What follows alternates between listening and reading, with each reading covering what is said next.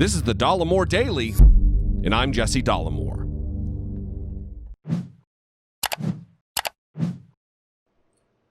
Last night began the Democratic National Convention for the 2020 election. It was a digital affair. It wasn't held in an arena somewhere in Wisconsin, is where it was supposed to be, because of the coronavirus. And because of the fact that collectively in America, Trump voters have refused to do the right thing and wear a mask and squash the curve, as they've said. They refused to do that. So we're still in a dangerous place all over the country relative to our numbers of infections and deaths and hospitalizations.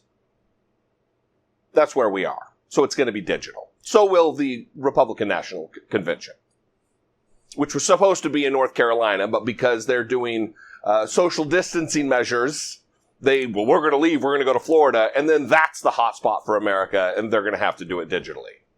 Idiots.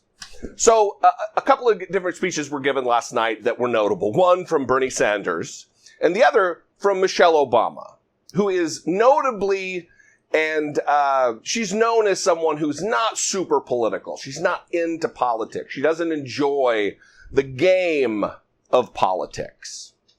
She's a straight shooter. She's a loving mother, a wonderful American who really does care about this country. And she made some remarks about Trump that I want to talk about the insufficiencies that are innate in him, his inherent problematic nature as a human being that make him ineligible to be a good president, notwithstanding good human being. But then we're going to talk about a reaction that he made just a few hours ago, as well as how he proved her right. Anyway, let's get to very brief. Again, I put timestamps in the bottom. If you've already seen it and you want to just skip ahead, you'll see how long the clip is and where it is as you go if you want to skip ahead. Here's Michelle Obama. A president's words have the power to move markets. They can start wars or broker peace. They can summon our better angels or awaken our worst instincts. You simply cannot fake your way through this job. As I've said before, being president doesn't change who you are. It reveals who you are. So let me be as honest and clear as I possibly can. Donald Trump is the wrong president for our country.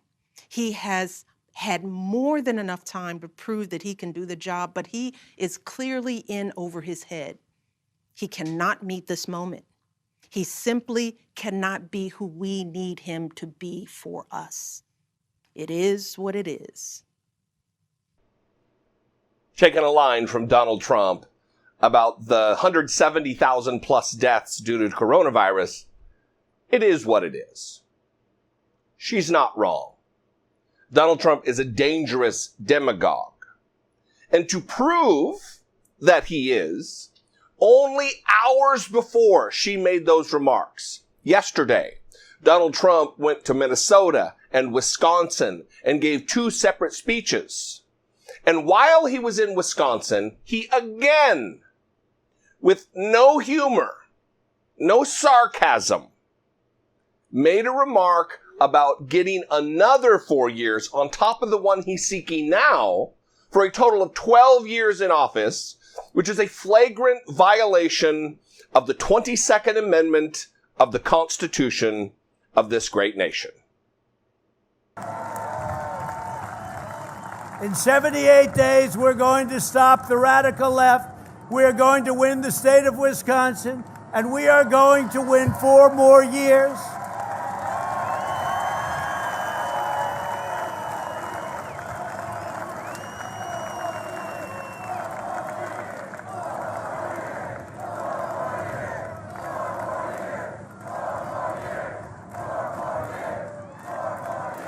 And then after that, we'll go for another 4 years because, you know what, they spied on my campaign. We should get a redo of 4 years.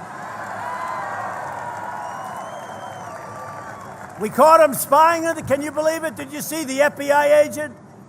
He agreed, he's pleading that he forged documents. Oh, that's good. No, wait till you see, it's going to be incredible. But they spied on my campaign. They spied on our campaign. Nobody has ever seen anything like it. You can call it whatever you want. I use the word treason. They got caught. They got caught. The same people doing speeches on tape tonight, they got caught. So it's too bad. Listen, there's a lot to unpack there. One, Donald Trump isn't joking. And even if he were, he is not the comedian in chief, the jester in chief, the huckster in chief. He's the president of the United States of America. I don't need to listen to your damn jokes, you But as far as I estimate, he wasn't joking. He is deadly, and I don't use that word lightly, deadly serious. Secondly, about the spying on the campaign and treason, the FBI agent has already or is planning to plead guilty, and he should,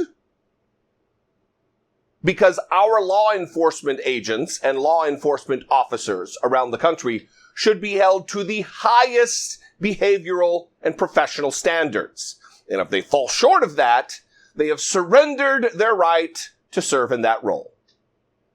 Whether that be the beat cop on the street or an FBI agent. We should also hold our presidents to that same high standard. And if you want to talk about treason, Donald Trump, you feckless let's talk about treason. This is treason, sir. President Trump, yes. You first. Just now, President Putin denied having anything to do with the election interference in 2016. Every U.S. intelligence agency has concluded that Russia did. My first question for you, sir, is who do you believe? My second question is, would you now, with the whole world watching, tell President Putin, would you denounce what happened in 2016, and would you warn him to never do it again?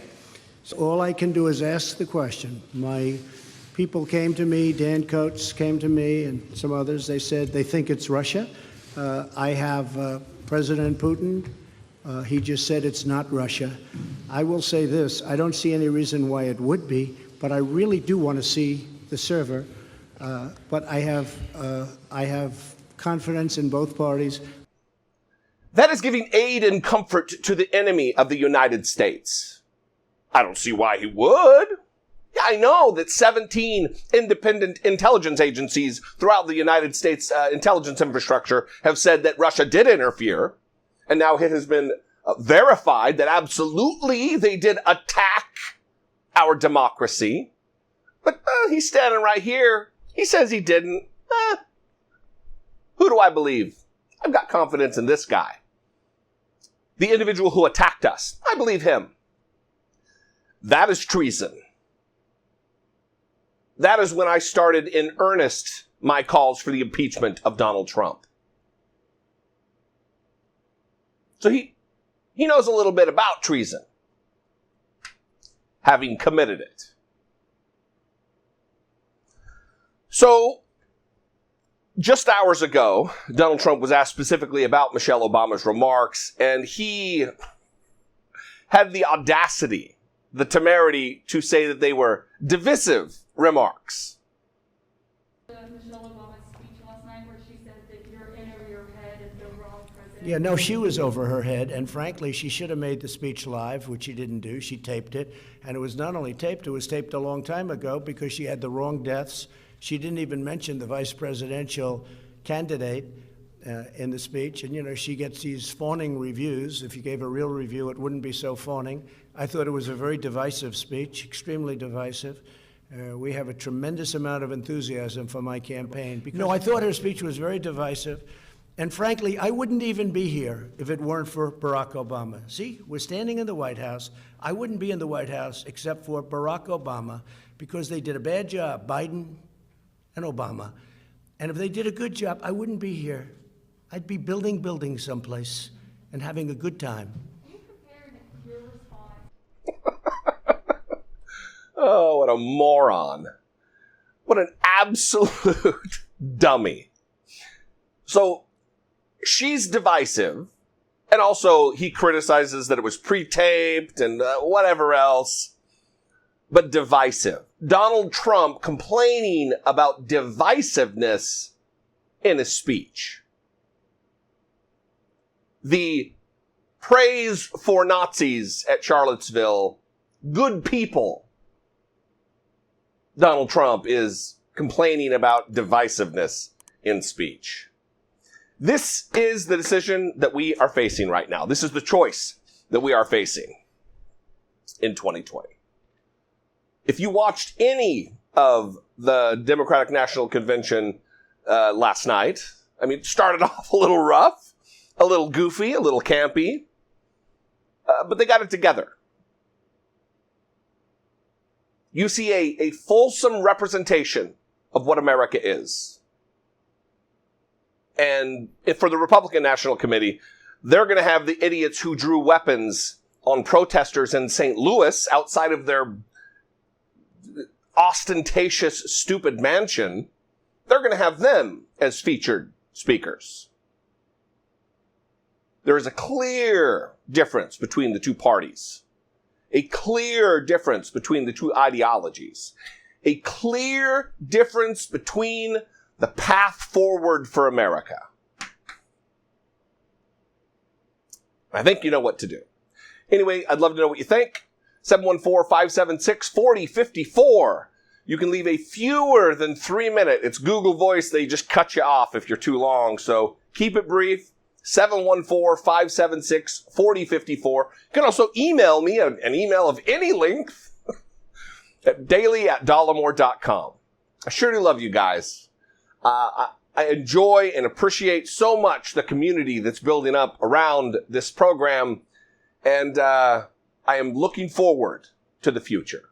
I am an inherent optimist, and I really am looking forward to what we're going to be able to accomplish over the next few years. So, if you have been on the fence, you've thought about it, but it wasn't for you, but you're coming around, I would invite you to consider becoming a channel member here on YouTube for fewer than $2 a month. You can join and support my work, help produce this work right here on YouTube. You can click the join button below there, look at some of the rewards or whatever. I'd love to have you consider that. Thank you. I appreciate you. I'll see you next time. Be genuine.